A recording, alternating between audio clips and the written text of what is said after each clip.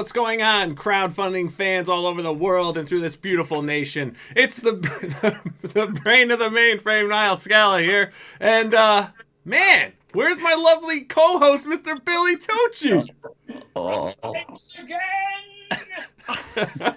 What's up? Mr. Tucci, welcome back, buddy. Scala. Oh man, I feel whole again, bro. I feel whole again. It's been a month of Sundays since we last seen each other. I was away at well, I was in jail actually, and I lied and said I was at San Diego Comic-Con, but it was a crazy time. But I am so glad to be back for our 39th episode. Welcome everyone, you crowdfunding centurions and crusaders the world over. So, well, let's get into it, Nile, shall we? We shall. Has been kind enough to leave the emergency room while mending Frankenstein's monster, bandaging up the wolf man, making some sweet love to the invisible woman. Without further ado, and with some echo, and we'll see if we can fix that, I introduce Mr. Von Klaus. hey guys. Hey, Mr. How's Vaughn. it going? Hey. Great to be. All right, buddy. So our talk about Skype, you are going to have to put headphones on. Me? No, I think it's coming through Vaughn's. All right, guys. I don't mind. I always have them ready. Initiate headphones. Initiating headphones. That's badass. Pop. All right. Should I put on headphones too? Yeah, why don't you put on headphones too? All right, I'll get put some headphones on. All right, man, Vaughn, we're so happy to have you. We've made this attempt once before, good sir, and it didn't work out too well. Starbucks failed, and you wanted to sit out a curb outside of a bar. That's true. That's true. I usually am there if you're looking for me. But yeah, I wouldn't have mind doing a stream like that. I don't think they're working, actually. That's weird. Let's see, I'll put my headphones on as well. They're on left, what's going on right? Not. I mean, do I have to set up my Skype for headphones? No. You would just plug your headphones in your computer. Okay. How do I sound? Good? Yeah, Well, you sound well. All right, well, I'm not really hearing much of anything, so why don't we just carry on Okay. then? All right, Okay. Mr. Von Klaus. We just work. All right. should we take them off or what? They don't work. The Skype, man, I swear. Weird stuff. Do you hear the echo? I guess you do, right? You didn't when you had them on, even though they didn't work, right? Okay. How about this? Hello? Hello. How am I coming through? Good, no echo. Excellent. Okay, Vaughn, so first of all, we saw that you, and if we may get to this, because I think we have to address this, you said you finally made it today. You tweeted because someone called you a Nazi. Now, That's right. I got to ask, are you a Nazi? 9. Nazi. Ich kenne nicht. Look, I'm an American. I'm an American artist, and my family trained soldiers to go fight Nazis in World War II, and we're really proud of that. Especially considering my granddad was blind in one eye and just kept coming back and getting failed for the shooting test, but he kept coming back. Awesome tenacity and honor for his country, and someone decided to bend some rules and let him in, so he became a tackle sergeant, training soldiers to go overseas and fight them. But that's, we all know what being called a Nazi is nowadays. It's not what it used to mean. It's kind of Correct. almost meaningless.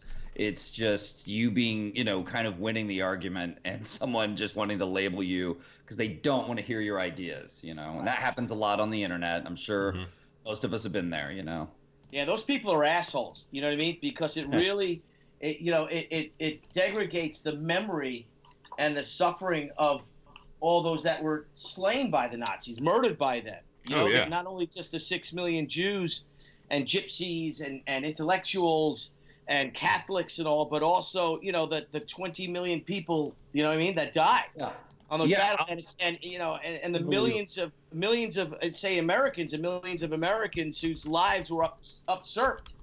You know what I mean? To go over there and to fight for another's freedom, to fight against this. And I got to tell you, I find it truly infuriating. And it's just enough's enough. I'm sick and tired of these people. But you know, when they start resorting to that bond, you could see that they are losing their argument because they don't have an argument to begin with, and they can't understand, they can't control that. That's right. That's exactly right. I mean, people that I had worked with in Chicago the day after the election were calling me a Nazi for no good reason. They just went nuts. There's been this hysteria in the air, and it's transferred over into everyone, and it's just become like a battleground everywhere you go. I mean, we were talking about comics. Like, if you're gonna call people Nazis over comics, then I don't know what you're doing in our culture or in our little, you know, world of comics. That's not how that's supposed to go. But for whatever reason, they think they're tough and they're sticking it to us when they do that. But we're just gonna keep doing what we're doing and believing what we're believing and standing by, you know, what we think is right. And it doesn't have anything to do with any National Socialist German parties. Okay. Absolutely. So now that we've deduced that you're not a Nazi, I feel so much better. Yeah. The Polish half of me is like so relieved. You guys don't even understand. I will fade you. No, I'm just kidding. Yeah, man, it's. You're not a communist, are you? Commies, get out! I saw some Antifa flyers in my neighborhood recently on some posts, and I tore them down, man. Like, I tore them down. I was like, "Commies, get out! Tired of you." Sick. Yeah, savages and terrorists. That's what they are. Yep. So, all right. Well, now we've established you're not a Nazi, you're not a communist, and that's a relief, isn't it, Nile? It is a relief. But you are an incredible, talented writer. So before we get into the campaign for Monster M.D, there goes my New York accent. Could you tell us a little bit about yourself, about your background, where you grew up, what kind of schools you attended to, et cetera, et cetera? What do you eat? Sure, yeah. I was born in Houston, Texas, and then I moved to Oklahoma soon after and grew up next to a giant field full of tarantulas and rattlesnakes and just lived the country life for a bit. Moved from there to Tulsa, Oklahoma, and grew up basically, in, kind of a little bit of a fuddy-duddy. I love Tulsa, don't get me wrong. I adore Tulsa, especially nowadays. But, I mean, the era I grew up in, there was a lot of satanic panic in the 80s and a lot of people freaking out and being very censorship happy. And I learned early on that you can get censored for anything, and it doesn't have to make any sense. I drew a Mother Goose poster for a school play, and it got censored. It got taken down, man. They thought there was hidden, secret, evil gang imagery in this poster, and I was like, I look like I belong to a gang to you? Okay. But they took it down. I learned these valuable lessons about censorship early on. I also drew flyers for a lot of the local bands. I've just always loved drawing, loved comics. Since I was 8-9 years old. I remember the first time I asked my dad to take me to a comic book shop, and I walked in and I wanted Teenage Mutant Ninja Turtles and Wolverine. I wanted gritty, violent, badass comics with badass fights. That's all I cared about. And my dad, I turned around and he was holding Uncle Scrooge comics. Like, you sure you don't want that? I was like, I don't want that. I don't need any of that. I want gore, I want blood, I want like fun, I want adventure. So yeah, I walked out with comics, and from then on I've been in love. I ended up drawing my first comic. It was a trilogy called Pistol Possum and Gang. I was 9 years old. Nice. Pistol-toting possum and Danger Dog, his muscle with the shotgun, and Radical Rabbit, the agile knife thrower, take on the evil rat and his lizard henchman in a city. And I loved making comics ever since then. I've been making them on and off for years, but I've been delving into different things and trying different things out as I've grown up. Always came back to comics, though. So I end up growing up, going to medical school for a little while, drawing comics the whole time. I still did well, but I didn't want to be a forensic pathologist. I thought it'd be depressing. I wanted to do art. So I broke away from that. I ended up going to film school later and learning screenwriting and story inside and out, doing really well there. And while I'm there doing that, I keep coming back to comics. Film, I love writing, but I don't like being on set. I don't like dealing with a million different people on my team to make something. I just want like a nice tight team, and I want to make an awesome story with my terms, because to be honest with you, My film school experience, while great, once I tried to break into film, like the amount of changes that people make to your work, the amount of your vision that gets diluted or lost in translation, it's just astounding. But with comics, I can do whatever I want and it comes out the way I want. And it all built up to me making a few comics over the years, kind of to learn, to practice, to get better. And then finally Monster M.D. is here. So it's been a long time coming. So in a roundabout way, you did become the evil Dr. Klaus. Yeah. Dr. Von Klaus. I come from a Demented family Dr. Von with Klaus. medical background. Huh? The demented Dr. Von Klaus. Yeah, that could be a book. That's a book in the making. That's the sequel. That's the sequel. That could be my autobiography. I don't know. But I ended up, what was I going to say? It was, I got thrown off. Sorry. It was basically a book that started off as an idea that sat on a shelf for a while. The idea of, what if a guy patched up the local monsters? I liked the idea in terms of it being kind of counterintuitive to all the Monster Hunter stories we have out there, which are fun. I love them. I have some of my own Monster Hunter characters. I want to do something different. I want to do something and see if I can make it cool. That's the kind of challenge I like to give myself sometimes with my writing. Invert it, see if you can do something fun with it. So I made a Monster Doctor idea. I thought it'd be a cute family Pixar film type thing. Left it on my shelf for a while, and then it just kept haunting me. And that's when you know you got a story that you probably need to tend to when it keeps coming back, to your mind and kind of wanting to be made. And I ended up making it, and went a different direction. I had a nightmare one night about a guy trying to patch up some werewolf that was strapped to a table and snapping at him and howling. And I realized I got to do a different take than the family Pixar film with Monster M.D. I want to make it, all the things I like in one place. So a little more, horror, comedy, a little more adult stuff. And this is what we have now. This is the book. So let me ask you a question, though. So you draw as well. I mean, what made you go from drawing to writing? When I was making comics, I loved what I was doing, but I ended up loving screenwriting so much more once I went to film school. By the time I left film school, I was the go-to kid for all of the students and the professors to write their scripts. They would come to me and say, I need you to write this.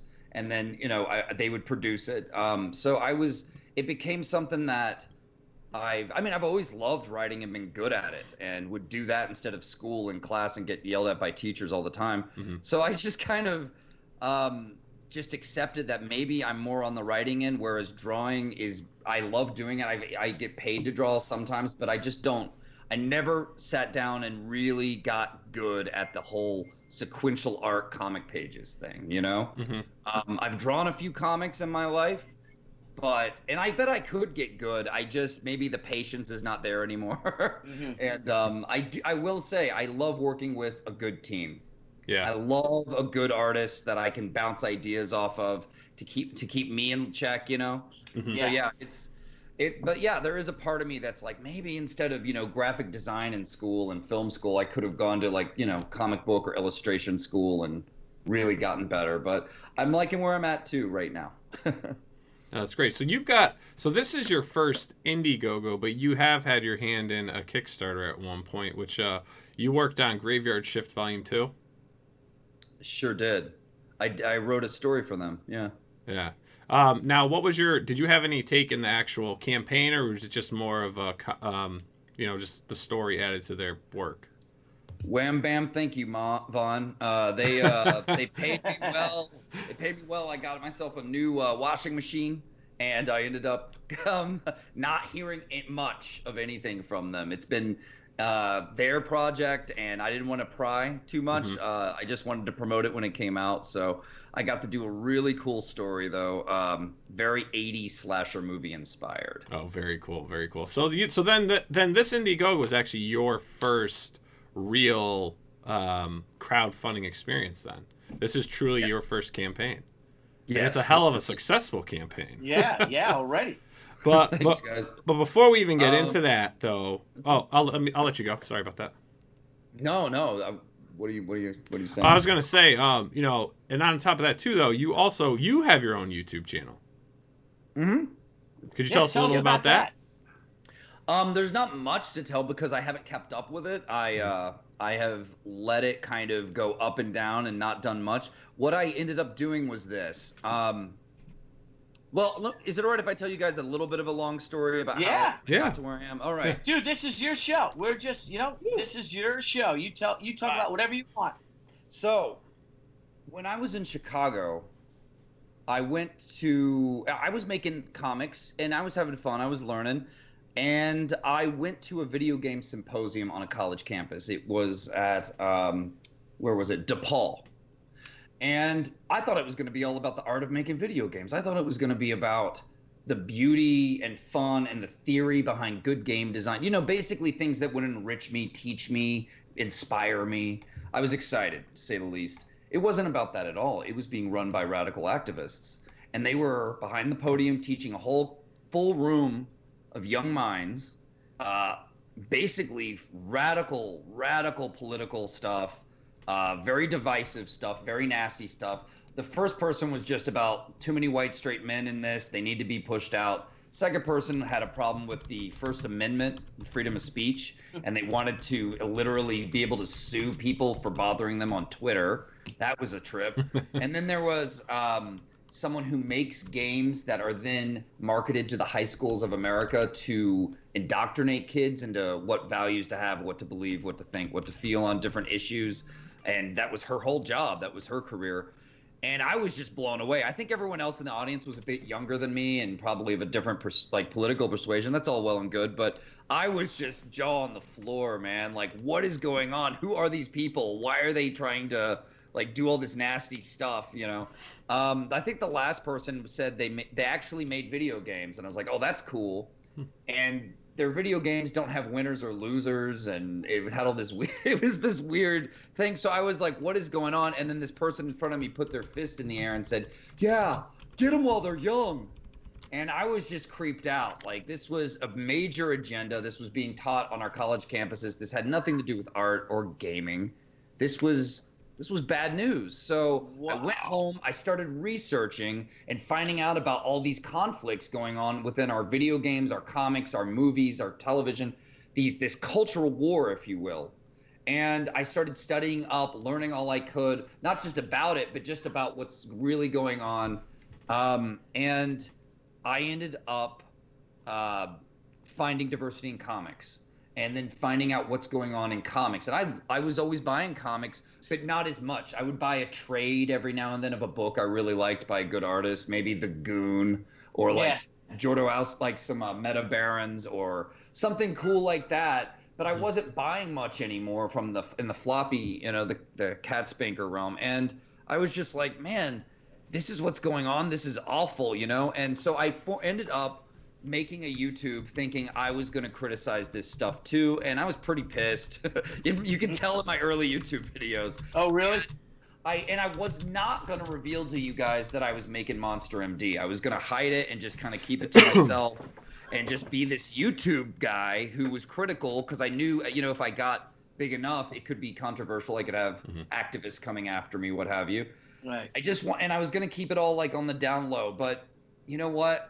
Over time, I realized no, it's much more positive to create. It's much more positive to do what I like to do and just leave kind of the anger and the fighting negativity behind and make something awesome to share with everyone. And the community embraced it. Pardon me. They loved the first shot of Monster M.D. I released, which was the cover here. And ever since, I've just become more of a comic book creator than ever. I've become just more enthralled and in love with comics than I ever have, and I'm in it to win it, and I think my campaign reflects that a lot. Yeah. So. And it is a gorgeous book. I mean, it really is. Thank you for sending us that little sneak PDF.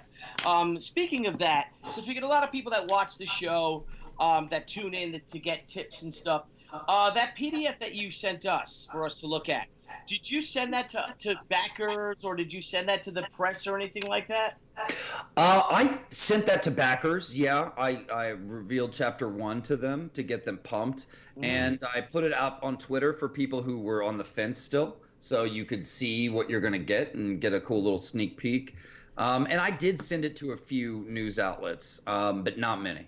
Yeah, because it's gorgeous, and Marco, which I think might be Machani, the way his name is spelled. Or you think it's what did you? We're back at it. We're back at it.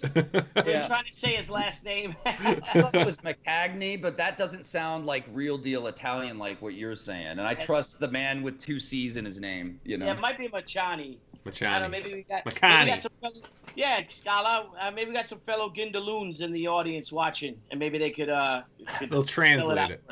Well, yeah, I want a vacation in Italy soon, so if I visit him, I want to get it right, guys. Yeah, that's right. He's amazing storyteller and draftsman. I mean, it is stunning.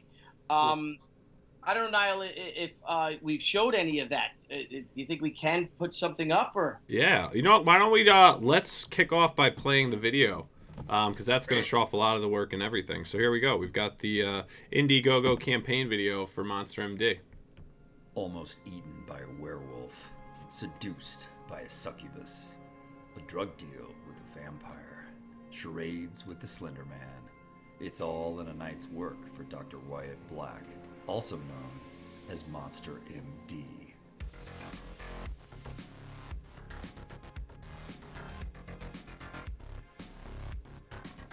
Hi, I'm Von Klaus. I recently finished work on John Malin and Mark Polton's Graveyard Shift Volume 2, and I'm here to share a comic that is going to rock the indie scene with you. Monster M.D. is a story about Dr. Wyatt Black, a fallen from grace surgeon who's now the underground doctor to the local monsters.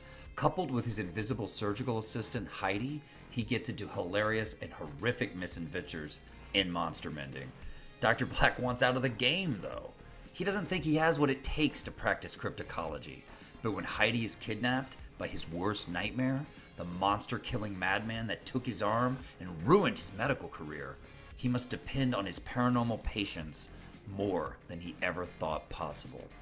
Will Dr. Black be able to confront what scares him the most for the very monsters that he wants to give up on? And is Heidi hot or what under that invisibility? I've been making comics for years, guys. And it's all led up to this. My most ambitious project yet. With mind-melting art by Marco McCagney, who you may know from Zombie Tramp and Vamp Blade. Colors by the incomparable Tanya Wicker, who did flawless work on The Signal. And letters by Eric the Man Weathers, letterer on Earthworm Jim. This is a high-quality indie story with heart that you do not want to miss. Not to mention, it has nearly every monster that you've ever loved from the movies. It has horror movie reference Easter eggs galore hidden throughout the book. A fully self-contained story without cliffhangers, all within 111 pages of action, comedy, horror, complex characters, and more heart than you'd expect. Even people who aren't into monsters tell me this book has everything they love in a comic. So, can I count on your help to bring this monster to life? Evil is definitely gonna need a checkup. Thanks so much for your support, guys. You have a voice for radio, my friend. Yes, sir. Yes, sir, my friend. That's I love the art, dude. Everything about this. I want to know how the character designing went on this. Did you initially draw up ideas, or did you? Yeah. How did that go about? I'm very hands-on in how I create anything. I will have entire folders filled with all the visuals I want me and the team to draw from for creating the proper aesthetic for my vision, and I will, make image boards to get people pumped, but I will also draw the character designs. Mm-hmm. So I originally designed Dr. Wyatt Black here after Ryan Reynolds. Which you can see that character design. It's pretty funny. But I could see him. It was originally written as a bit of a short film, and I was seeing Ryan Reynolds as a perfect Dr. Black with his eye for comedy and yet action and fun adventure films. And he just kind of evolved with Marco, into what we have now from there. So and it's a simple yet I think pretty cool design. I think that undead zombie arm on him gives him that little bit of uniqueness, so he's not just the guy in the tattered lab coat.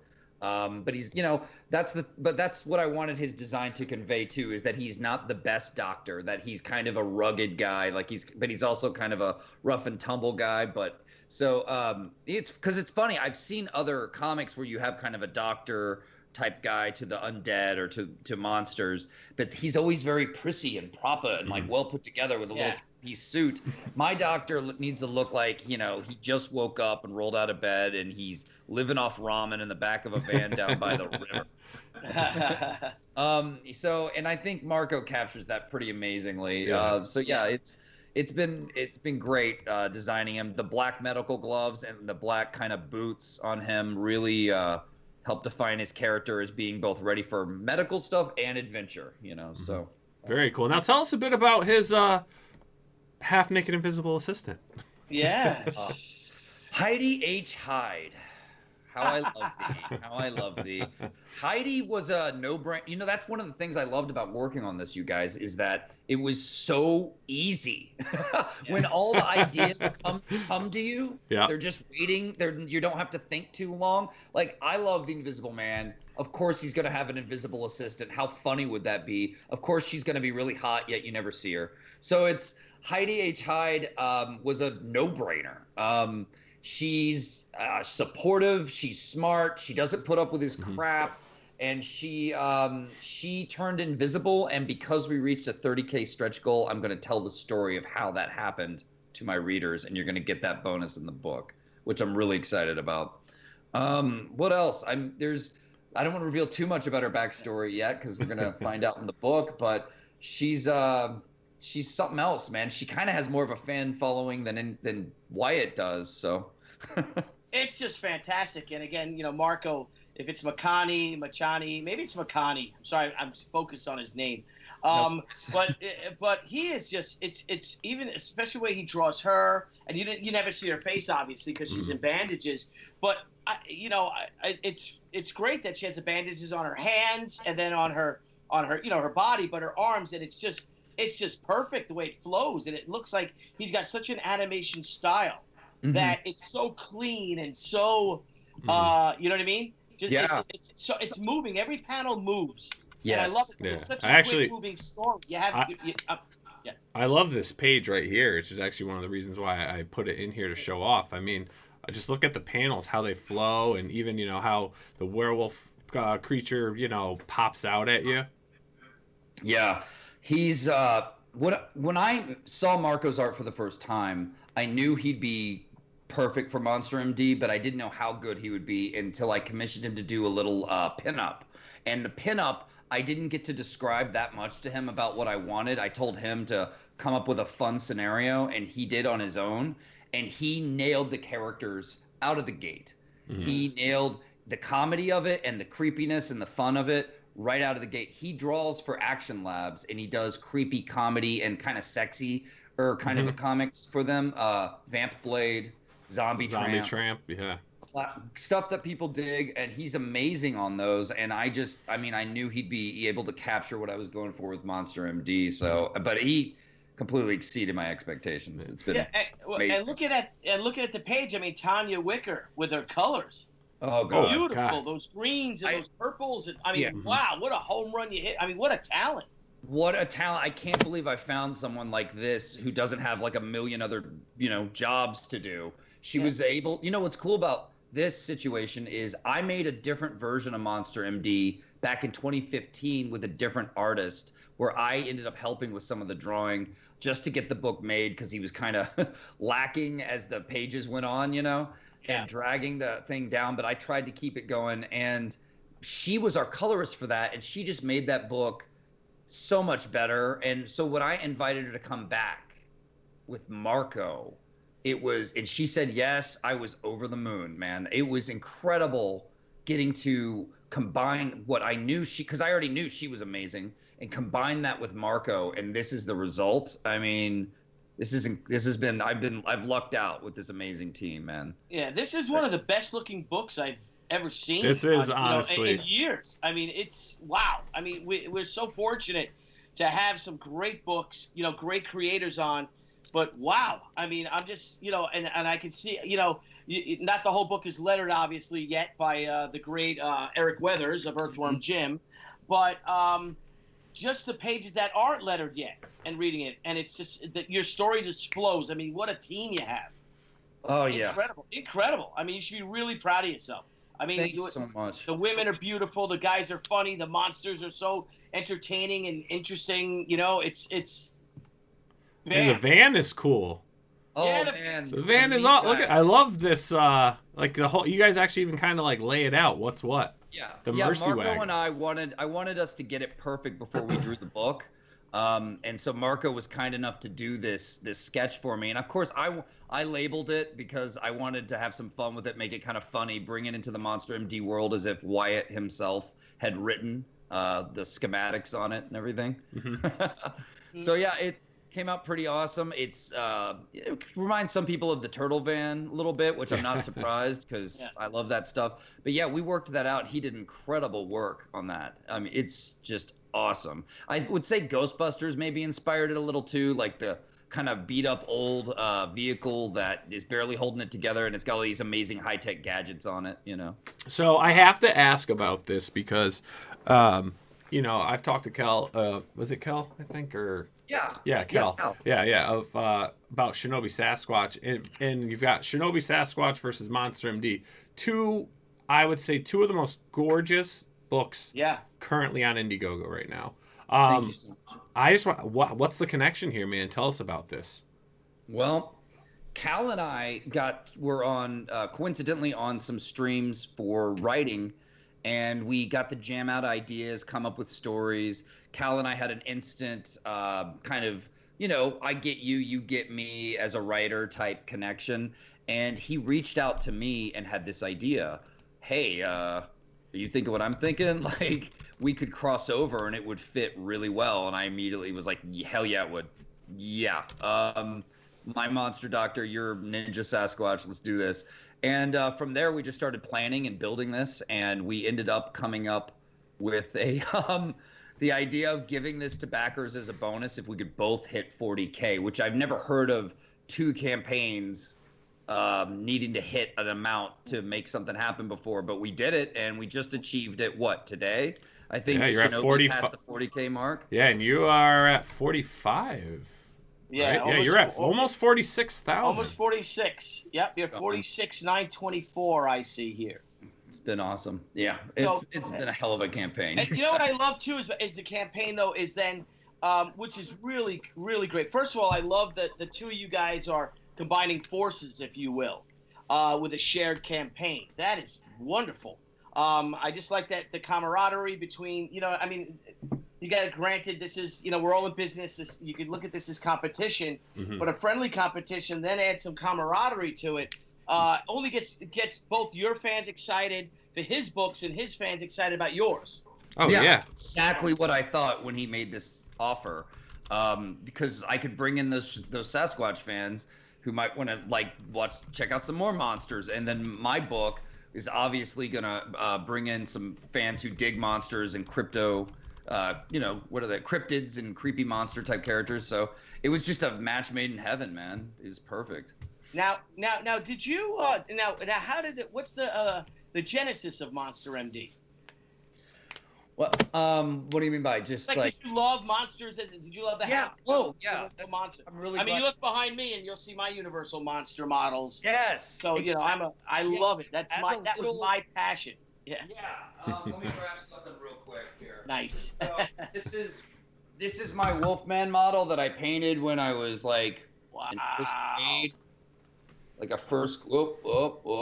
Which way do you go, Vaughn? Right there. Yeah.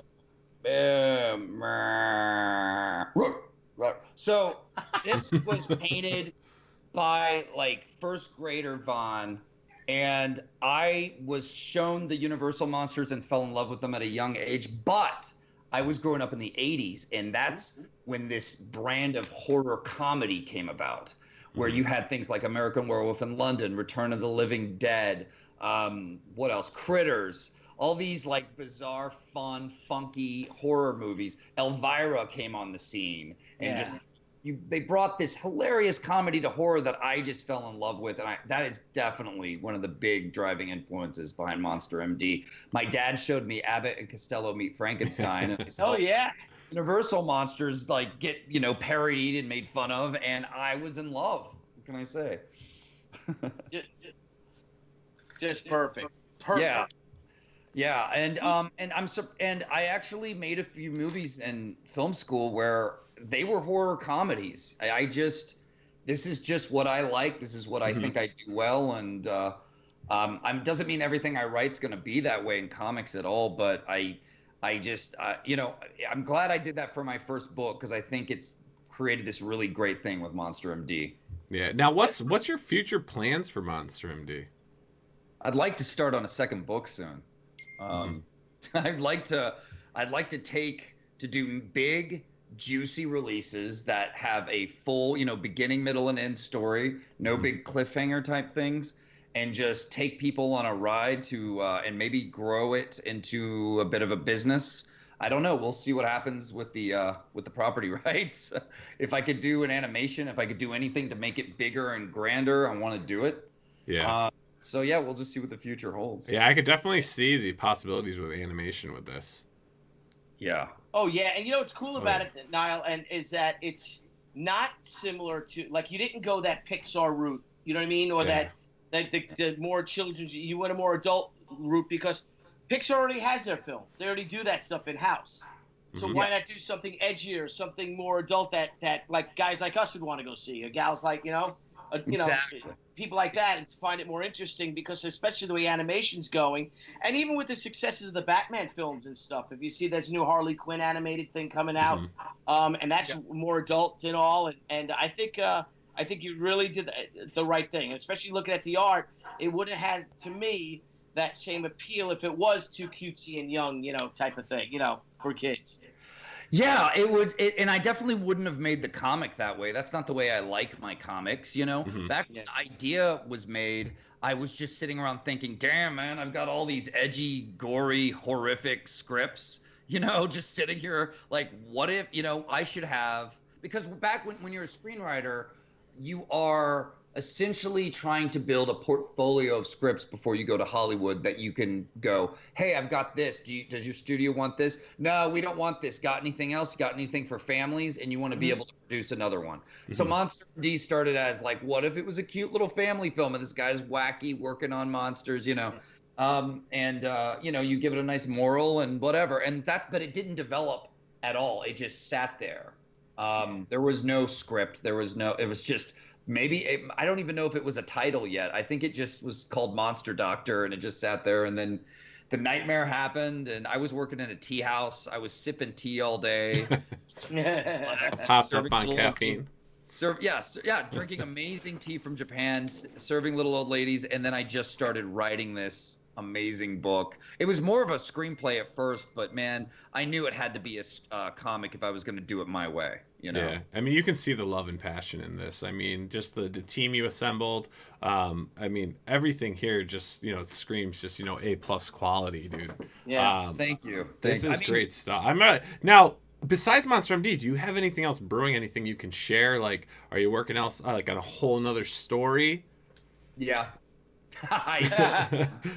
I'm working on a one-shot story with a new artist who I don't know if he wants me to bring him up yet or not. We only just started today, and he started drawing stuff today, sketching, and it is a awesome film noir meets Greek mythology story about a Cyclops who is turned into a human and his god powers taken away, his woman taken away from him, but from Zeus, and he's out to hunt Zeus down and get revenge and kill him in this world where the gods are no longer allowed to interact with humans, but they found a loophole. They put their powers into the favorite weapon of the era, and then we get to wield the power of a god for a little bit. And of course, that weapon is guns. Yeah. So he needs to find a good god gun and take down Zeus before the night is through. And this kind of creepy film noir thriller, action fest. where he basically, it was a Cyclops who fell in love with a human, was then banished from his Titanhood, and is out for the kill, and to win his love back. So unfortunately, all he finds though is a Cupid gun. He doesn't know how it works. Yeah. And he has to figure that out. So it's a fun, dark. It's gonna be gritty and nice. It's gonna pay homage to like film noir, but it's got that fantasy edge. And I think people are gonna really dig it. I would like to run a campaign for that. I also have a pretty awesome cyberpunk story in the works, but I don't know if when that's gonna happen. Right now, it's very Monster M.D. focused, and of course Heidi's backstory is in the works, as well as Shinobi Sasquatch versus Monster M.D. So I got a lot on my plate. Yeah. That You know is what's awesome. a really cool, Nile, what's another really cool thing that I haven't seen is his 45,000 team bonus. If you unlock the 45,000 team bonus, he wants to pay a pay bonus for his artist, colorist, and letterer. Yeah. Yep, they're all getting a bonus. I mean, that's just great, and I'm gonna steal that. It's okay. I mean, I saw Ethan Van Sciver do it. I saw John Malin do it, and I was like, that's brilliant. That's what you should do. These guys are awesome. I'm gonna, I want to do that too for my team. I mean, my team deserves it. They're the best. No, I mean, they definitely do. I'm not even tooting your horn here. I mean, this thing looks really good. It looks really good. Feel free to send us a copy. But I actually, since we do, the show is, really kind of focused on the whole crowdfunding process, how you do things. We like to talk about our guests, but also kind of get advice. One thing I want to touch on, and we really haven't touched on this too much on any episode, but I think you're a good one for this, is assembling a team. How are you finding your artists? Are you having guys send you portfolios? What's your process for picking your artist, your colorist? Explain how you handle developing your team. I found Marco on Facebook comic book groups and posting art, and I usually, the thing that's interesting about finding the right artists for your team is that it's not about just them being good. It's about them being right for the book and the vision you have, the right understanding of what you're going for. Marco was doing horror comedy books for Action Labs, and they were very cute. And they had cute moments and funny moments. And he was doing action that was more manga inspired, which I like. I love my Western comics to death, but I like some of the flavor of some of that manga stuff where you get that intense action. And he was doing all of it. So you have to develop an eye for your vision. I would recommend and finding people that can capture it without you having to direct every little thing, even though, of course, art direction is very helpful and helps make the book what it is in the end. Find the artist that makes it easy, though, who makes it easy on you, who understands it without even you having to say much. So if you're looking for artists, look for artists that show portfolios. Yeah, I look at portfolios. That have them show portfolios that show what they're capable of, and tell them outright what your book is. So and see how they react. Marco fell in love with Monster M.D. out of the gate. I didn't expect him to say yes. He did. I was blown away by that. But he, so that's another good thing, is whether or not the artist seems to really like what you're doing and they're not just blowing smoke. That's cool. That's important, because you've got a long journey ahead. Monster M.D. is 114 pages. Yeah, that's a lot of big work. book. Yeah. That's a big book. It's a big boy. Yeah. So is that hardcover or soft? Soft. Okay. Yeah. If I was getting into the 100 grand realm, I would want to whip out a hardcover for everybody for sure. Well, maybe that could be a goal when you're up there. And that's cool. What are the websites? Can you name some websites that on Facebook groups that people could find? I'm not really of artists. Yeah, I'm not really remembering all the names of the Facebook groups I'm on, because I skim Facebook. I'm trying to get out of it as fast as possible. I admit, I think a lot of people are these days. So I recommend looking at some groups and seeing which ones have a lot of artist activity, because you might find people posting cool portfolio things there. There's also websites like Digital Webbing has a forum where you can recruit people. So look up digital webbing and look up Zwol, ZWOL. Also has an active forum where people are recruiting to work on comics together. Other than that, that's it. I haven't really used much else in the longest time. Now, because I have more of a Twitter presence, I'm meeting people on Twitter, which is pretty cool. So yeah, those are my recommendations for that. There's no magic key to like all the best artists. You can sometimes kind of luck out. And one thing to do is when you really want your artists, like take the extra time to pitch to them in a way that gets them excited. Don't just say it's about this. Give it a little gusto. Make it fun. Like make it like as if it's your campaign to get people to buy the book, even though you're just pitching to an artist. Give it that energy so that artists can respond to that, because people respond to enthusiasm all the time. That's true. And it's contagious. Enthusiasm truly is contagious. Well, when you're passionate, it's easy. So if anyone ever thinks you get nervous, how am I going to tell you a story? Look, if you're passionate about it and someone wants to hear what you're working on, it just flows. And then people are sitting there like wanting more and more. And when you get that response, it just, it's like adrenaline pumping through your veins and you just want to keep creating. I love that. It just happened to me the other day. I loved it. Well done. Yeah, right. So now let's talk a little bit about like networking. So, you're getting a lot of response from Twitter and things like that. I mean, how is the networking in the indie scene for you? I've been really fortunate in that what I put out there has come back to me. So the positivity that I started like focusing on making happen every day has really paid off. People have been really responsive to my posts on Twitter in terms of just like comedy or getting people hyped for the book. So I mean, I think you know what it is. I gotta admit, when I made this campaign, I was in it to win it, and I wanted to pretend I was already a comics pro, and I wanted the campaign to look like someone who's done this a million times is doing it again, so that it would instill confidence in people and make them want to open their wallet and trust in this. But also, the confidence, I think, just makes people feel good and want to trust you more. So I would say putting out positivity and confidence, and when you're networking with people, will give you a good response every time. I've had a lot of people reaching out to me asking for campaign advice. I've had a lot of people reaching out to me for art advice. It's been through the roof since my campaign did well. It's almost every day. So I would say, networking has been awesome in this community. I mean, everyone's so awesome, and I'm like hanging out with these amazingly talented artists all the time. Like, having a great time lately. Like, I really love it. I feel really lucky because when I was growing up, for me, the most fun thing in the world was drawing with my friends. I have this theory that when you are drawing with your friends, if that ends up being one of your favorite things, you could end up becoming an artist from that. Oh, yeah.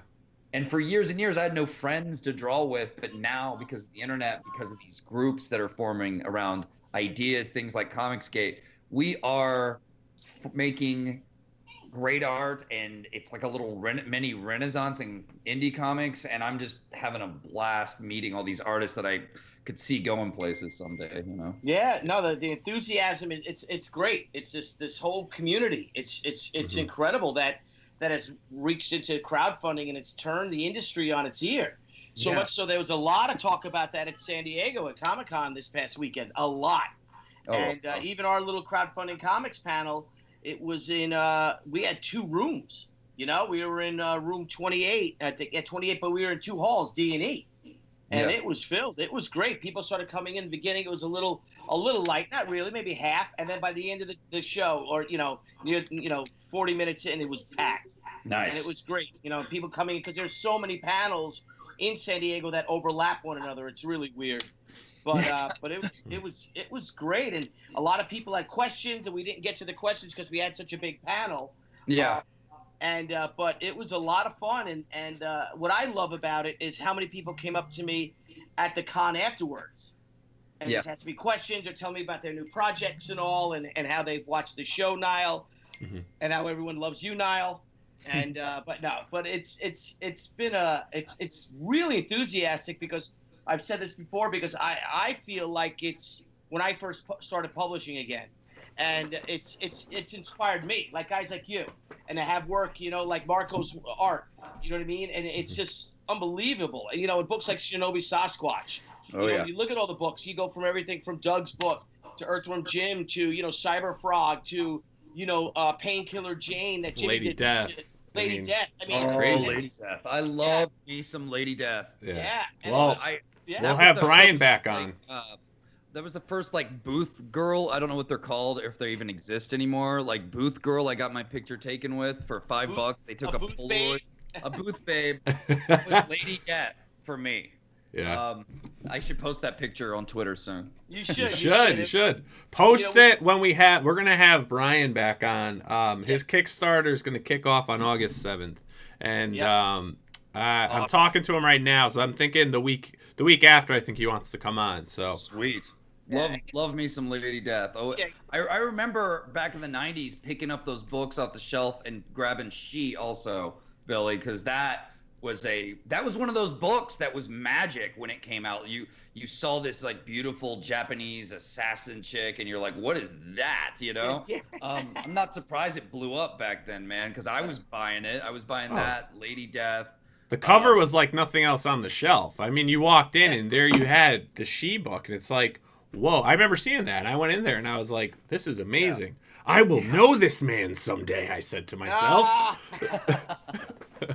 No, but it did. That was awesome. It was cool. Those books really influenced a lot, and it's great to see. It's good. It's cool to see the self-publishing that was happening then, and this full circle that's happening now, and the state of the industry is what it is. It's always going to do that. It'll never go away, but it'll have its ups and downs. But now this is a time, I think, for crowdfunding creators, like yourself and all those out there to just, it's a golden age. Take it. The bull's giving you the horns to grab, so grab them and ride, man. Yeah. When I think about the first version of Monster M.D, I had a bad experience with my artist, unfortunately. Maybe I can give people advice about that, but sometimes there's nothing you can do. Like, no matter how much you paid or how polite and kind you are about the whole thing, sometimes it's just things can go sour, sadly. And he kind of held the last 5 pages of Monster M.D. He held them hostage. And I was just kind of like, oh no, what do I do? And he ended up turning in these kind of scribbles for the last pages, and it was just a really bad experiences, and you feel terrible. And back then Monster M.D was 75 pages. It was much more indie and kind of grimy looking book. Nowhere near where I wanted it to be for any kind of release. I was just going to put it online and let people hopefully enjoy it, but when you do that, a lot of times you just feel like it's just sitting around gathering cobwebs, just kind of rotting on the net, But I felt terrible, and I wasn't going to tell anyone about Monster M.D. And then I made this big decision to chunk that old one and start over with Marco, and I'm really glad I did. But part of the reason I made that decision is because of this new spark in indie comics you guys are talking about, where it's let's create and have fun. Let's make amazing things again. And especially when you feel like the industry's kind of out of ideas and things are getting a little stale, like let's get exciting over here on our end and make things fun for everyone again. So I'm really glad I made that decision. Even though I was all soured on Monster M.D, and I felt terrible, and that thought of climbing the same mountain again was scary. I'm so glad I did it. So yeah, it's definitely when you see the Renaissance happening, jump on board, man. Jump on board and make it happen. Now, I actually want to bring up in last night's show. I don't know if you watched last night, Vaughn, but I was watching in the chat, and I brought it up during the show because it was very interesting, the conversation that was going on because of something that we were talking about, and it was on the sense of the quality of comics, and one person there was saying that they're seeing a lot of the quality is subpar, and that now with this boom in the crowdfunding, they're kind of saying like, people are pushing a lot of these books that are honestly subpar, and they feel that it's making the scene less and kind of taking away from the high quality books. And he was kind of like, we need to be a little more outspoken about that. And I mean, what's your opinion on that? Do you give them advice, or do you kind of tell people? Because I think it's a shame to try to crush someone's dreams. If someone's out there trying to do it, let them do it. You know, Yeah. but if you don't mind me asking, if you don't really have an answer, don't want to give an answer, that's fine. But what would be your take on that? Um, like, let them have their dream, but help guide them. Um, give them the criticism, and then they can take it or not, and then move on, hopefully, and hopefully learn from it. But how else are they going to get better unless they make books? I mean, didn't we all start somewhere making terrible books? I mean, my first convention was me showing my art to Arthur Adams and having him tear me apart. You know, like, he destroyed me. I love him. And I was just like, wow, I've got a lot of work to do, and it was a good thing. It was a good thing. You're not going to get better until but it does feel it. I understand the feeling of someone puts out kind of a bad, lower quality book, and then they want tons of money for it, but that's their mistake. Don't buy it. Don't give them the money. Don't reward them for it. Let them learn from that mistake and hopefully develop and get better as they go. Crushing a dream is not what I'm about. There's no point in that. That does no good for anyone in the end, Yeah. I don't think bad books make our indie scene look bad. I mean, I feel like all the artists I'm working with are so awesome. Like the people I talk to, it's really exciting. Or even if they do have a book that's more indie and not quite there yet, you feel like, well, they're on a different part of the ladder than I'm on. And that's okay. Like they just need to keep struggling and they'll get there. Yeah. Yeah. Absolutely. No, agreed. It's funny. I was talking to someone messaged me and was like, "Hey, what do you think of this thing?" And they started talking. I won't say any names, but this was actually just this morning. Like, "Oh, what do you think of this book and that?" And trying to get my opinion on it. And I was like, "Wow, that's it." And the thing is, it was funny because their perception of it was it's a crappy book, right? But Yeah. I'm like, this is highly stylized. Like, this is actually a really nice book. And then I explained that to him, and it was funny because then all of a sudden their view on it changed. Because I was like, if you notice this, look at the lines, the coloring, the design. I said this is very stylized, and if you look at the story they have, I was like, this helps play into the story. It picks up that style of the universe that this story takes place in, and it's just funny people's perceptions of things and whatnot. But I just hope we don't see people out there trying to like crush people's dreams. Everyone's got their own. You never know what's going to take off. Look at Ninja Turtles. Yeah. You said you were a fan of Ninja Turtles. I mean, when that came out, everyone's like, what's this Kinlan doing on my counter? All right, we'll throw a couple copies up, and now it's one of the largest franchises ever created. Yeah. It was sold out everywhere I went. It was amazing. Incredible. Amazing And times. if the book doesn't sell, it doesn't sell. It's that's capitalism, that's competition. Yep. That's exactly what it is. Oh well, you get them on the next one, or you learn your lessons from it. Not everything's going to be a cyber frog. Not everything's going to be a Lady Death. That's Not right. everything's going to be a Monster M.D. It's just the way it is. Well, that's what's so fascinating about what we're doing, guys, because we're not just making comics, we're learning how to become salesmen. Yeah. I mean, and all of us better do that if we're gonna do well and get it right. You're learning how to. I've never done this before. I paid close attention to other people's campaigns. It's there's a book, almost everyone's probably heard of it at least, called Steal Like an Artist, and you literally do copy and look off other people and what they did that was successful and take it and make it your own. So I highly recommend people do that. But learn how to just be positive, have fun, and become an engaging voice on social media to really draw people into what you're doing. Your attitude and your interaction with fans and your audience is going to really bring in more people and really make all the difference for how well your campaign does. I think me building up my campaign and timing it right and turning into something that really excited people is part of why I did so well. Yeah. Absolutely. Oh, that's great advice. And that's what Brian and I were doing. I like to akin, this whole crowdfunding movement to like punk rock. I mean, if you look at rock and roll in the mid '70s, it really got stagnated, overproduced. Yeah. These rock operas and all this pretentiousness. I mean, there's still some great stuff, but then come, then all of a sudden come the Sex Pistols, or led by the Ramones. Ramones, it's just rock and roll. That's what people wanted. That's what people want. And with the crowdfunding campaigns, and there's never been a better time to reach your audience than this. Never been an easier way to reach your audience. Mm-hmm. And there is now with YouTube, with Twitter, with Instagram, even with Facebook to some respect, because still the majority of my sales came from Facebook, even when I do my little special editions and things like that.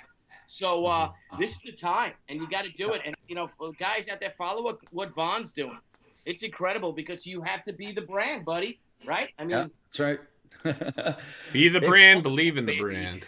That's what I love, is that punk rock is what helped inspire Monster M.D. too. The energy and the movement and the kind of tattered look of everything. Everything's kind of dilapidated, barely holding together.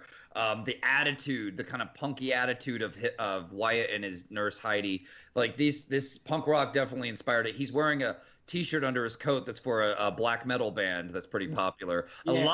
I'm blown away by how many people notice that and go, nice. Yeah. I like that band. It's definitely rock and roll inspired, and the designs for my T-shirts are too. And that brings me to another bit of advice I can give people on their campaign, which is make your campaign reflect your book, not just the fun of it, but like the T-shirts I'm selling have kind of a dilapidated, broken down look that brings that's reflective of the world of Monster M.D. and kind of this rock and roll heavy metal attitude I'm going for. So think about ways that visually your campaign and the words you choose to use tie into the book you're trying to sell. I think that makes for a more powerful campaign. Mm-hmm.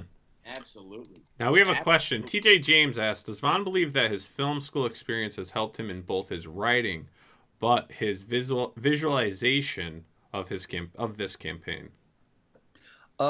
Yes, because when you write for film, you are writing for a visual medium, so you're always thinking in terms of visuals and learning about powerful visuals in film school while you're writing those scripts.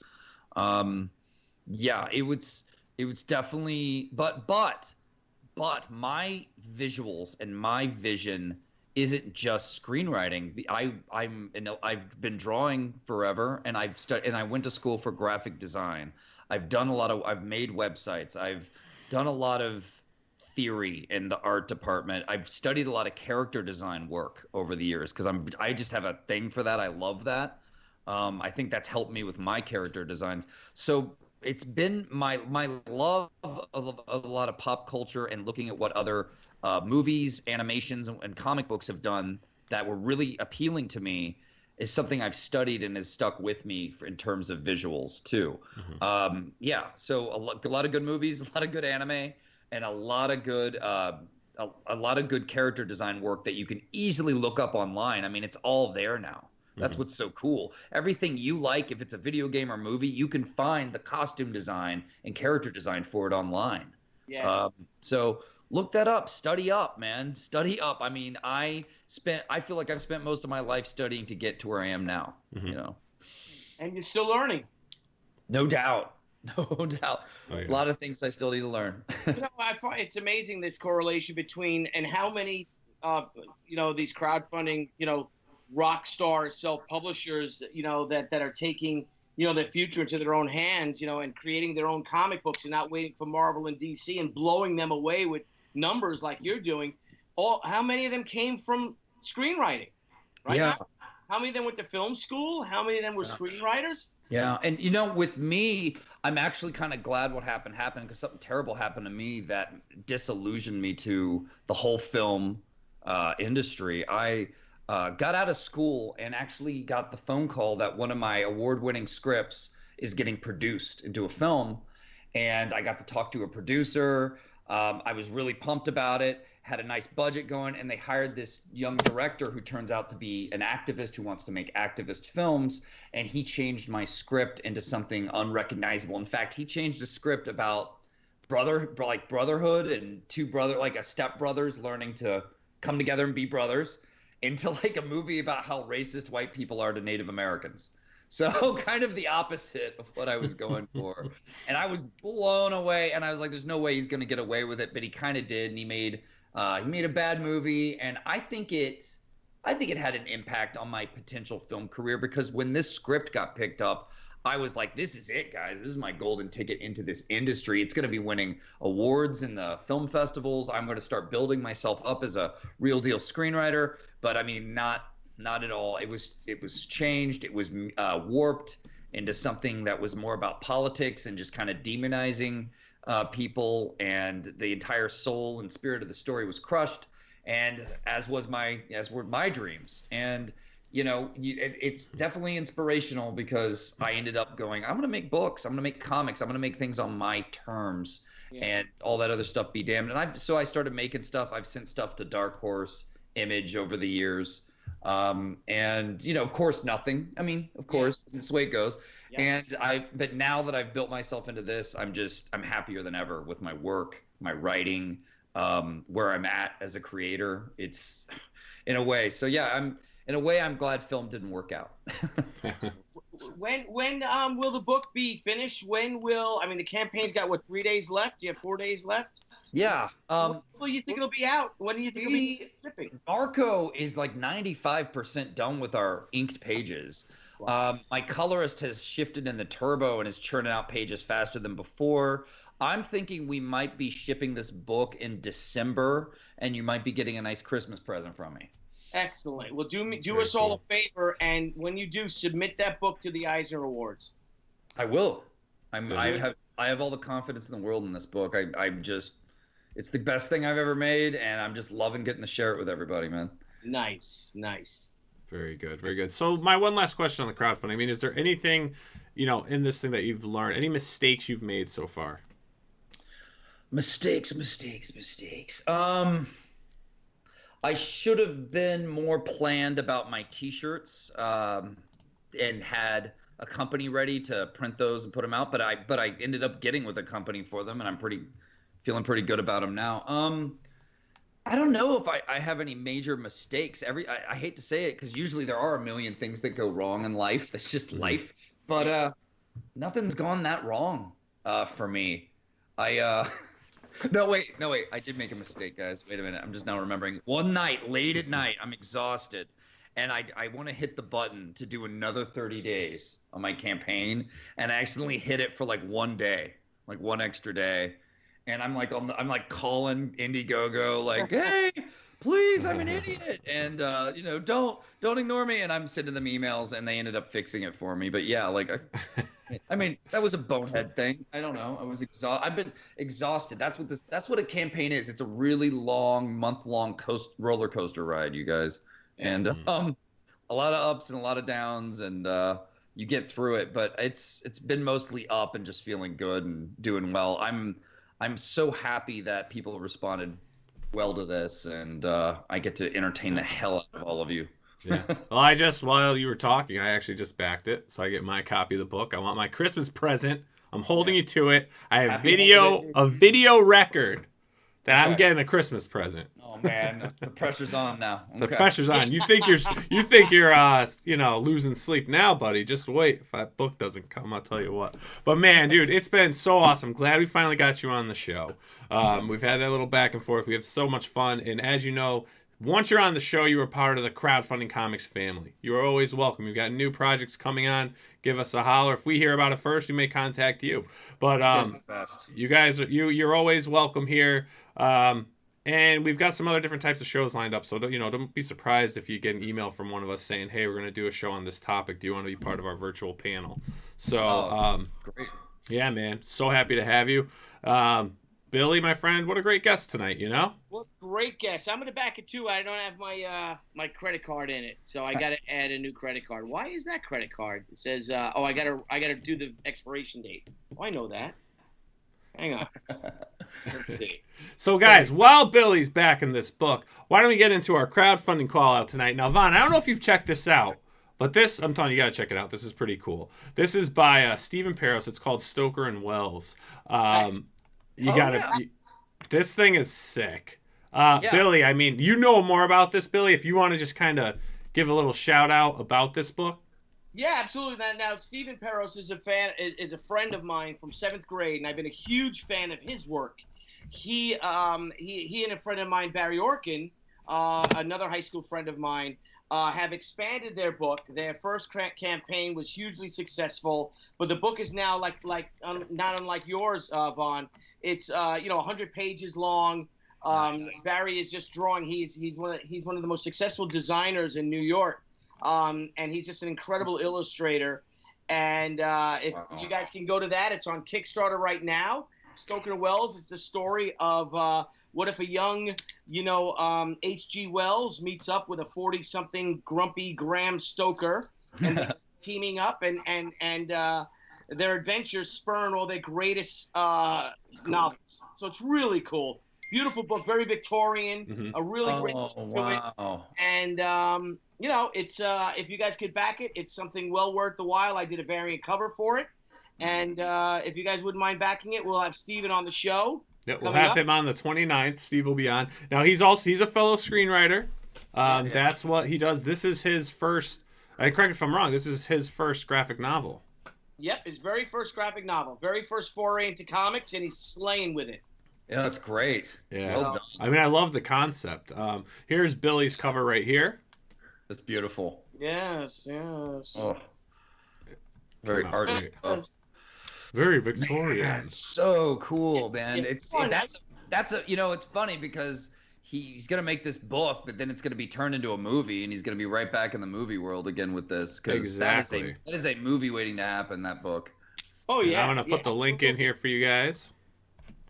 And you guys can get in on it early. So he's got 16 days to go. He just launched it. Comic-Con put a big, as it does, puts a big chink in everyone who attends Comic-Con because he had meetings and all that stuff. And we were lucky enough to have him on our panel, and he was a great guest. Yeah, and if you guys want to check it out, the panel is up on the page. So again, Vaughn, man, this has been great. Thank you so much for coming on. Always welcome. You're part of the Crowdfunding Comics family. Tomorrow night, guys, we've got Mandy Summers on. We'll be talking about her Indiegogo campaign for Mort the Wizard. So if you can, check us out, and we'll see you guys tomorrow night. Billy, my friend. Vaughn, you were fantastic with your Wolfman. I have my little Wolfman toy here. I have my Wolfman. His arm broke. I got to fix him. Should they meet? In case you forget who he is, he's got a little name tag. The Rocketeer fell and broke his fingers and broke his... minutes long. It's a short one. It's a short one, yeah. With Lawrence Talbot, even a man who that's cool. heart and says his prayers by night. Maybe become a wolf when the wolfbane blooms. I'm a big werewolf fan. I think Wolfman's my fave too, and that's why I open up Monster M.D. with a werewolf. But also, he's punching the werewolf and cleaning out his wallet right after. So it's real fun. Nice. Awesome well, I book, backed it as well. I bought the book though because I'm just so tapped out from San Diego. I hope that's okay. I didn't get the shirt or anything, but I backed it. I posted on the Twitter and on the Facebook.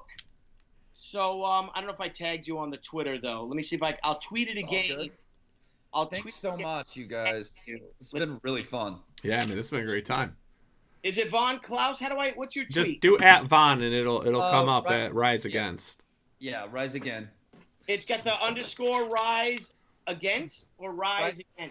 Rise Again, again. That's why I did name of my comic company, if you will. Well, let's see if that works. Well, and everyone, Vaughn also goes by Tandy. So if you want to just reach out to him, just ask for Tandy. Tandy McMickelson. Tandy McNicholson. Ace Reporter. My friend, it was so great. What a fantastic project. It was really a privilege. You talk to Marco, just tell him he's got 2 new fans. Oh, yeah. He's going to love that. He's going to love that, man. Success, very well deserved. YouTube channel. I'll unless you got it now. Did you link the YouTube channel? It is in there. We'll get it back in. We'll post it up again. Appreciate you. All right, everyone. Have a great night, and we will see you tomorrow at 9 o'clock p.m. We're going to go on tomorrow, and I'll show off of our exclusive yes. San Diego Comic-Con. Yeah, so we're going to do our show with Mandy with Wart the Wizard. I feel like I'm saying it wrong. So I apologize if I am. I'm very, very tired. I didn't sleep at all last night. And then we're going to go through, we're going to do a little, crowdfunding comics, Comic Confidential, but we're also going to get into some exclusive stuff that Billy has, some treats. if you guys are we'll interested. Give some insight into the con, and we've got a handful of our exclusives left over. So I guess I'll post those on the website for anyone who couldn't make it to Comic-Con can pick it up. So Cool. Well, thank you, Vaughn. You're awesome. Keep kicking ass. Well done, my friend. Well done. All right, everyone. Thanks so much. All right. Good night, guys. All right. Good night, everyone. Good night. We'll see you tomorrow. Thank you. Hey guys, thanks again for tuning into Crowdfunding Comics. We look forward to hanging out with all of our crowdfunding fans every time we go live. And don't forget to click the link below and subscribe to our channel. And there's a little bell, you may want to hit that too. This way you get all the great notifications when we go live and when we upload some awesome content. You want to follow us? Sure, go right ahead at Twitter at CrowdFundComics with an X, Instagram Crowdfunding Comics, and Facebook at Crowdfunding Comics. Till next time, crowdfunding fans, we'll see you soon.